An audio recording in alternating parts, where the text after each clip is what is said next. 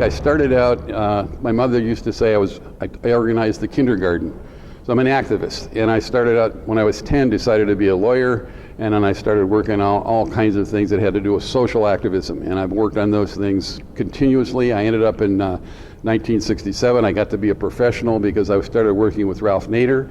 I spent several years working with him on, actually it was 1968, working with him on writing the book, The Chemical Feast, the Nader Report on Food Protection at the FDA.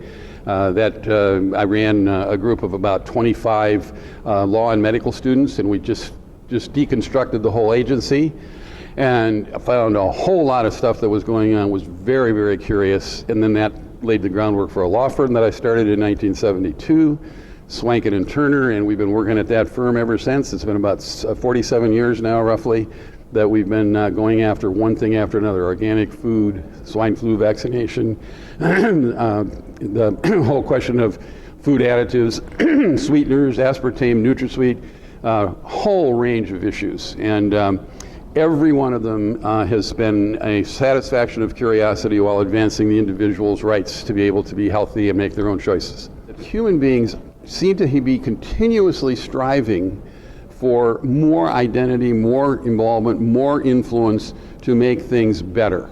What's fascinating is that they organize all kinds of ways of doing that. And right now, we're in the middle of having the power of the individual organized into society moving beyond government. Government has been for a long time the driving framework for how we make decisions. That, since the Second World War, that has been being exceeded by the multinational corporation, which is really another form of government. And that form of government is moving forward without as much reference back to the individual citizen as we created in our government. But it does have huge discipline from the individual consumer. And what we're working on in one major way is the solidifying, the codifying, the organizing of consumer rights and consumer power to be able to be the constituency for the multinational corporation. So that now individuals are out there exercising power of their own that no one ever imagined individuals could do. And that's changed everything. And it's going to continue changing everything.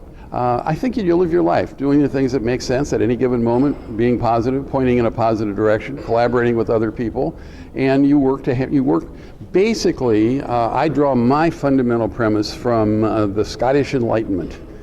Who ever heard of the Scottish Enlightenment? It's a great thing. It's what actually defines so much of what we are today. And the basic premise was the greatest happiness of the greatest number. And the way to be happy was to make other people happy. If you do that every day, oh my goodness, everything gets better and better and better in each encounter. If you say, well, what can I do in this encounter to make this person happy? The reason you do that, yeah, it makes them happy, but it makes you happy too. And everybody gets happy and things get much, much better. That got a little bit twisted when it became the greatest good for the greatest number. And the biggest mistake I think most activists make is they're working so hard to make a good world. It's going to be good. If they just do it my way, it'll be really good. The problem with that is the other person's over here saying, if you do it my way, it'll be good. And they may be wanting to do exactly the same thing, but they're going to do it this way or that way. And then they get in a big struggle over which way to do it.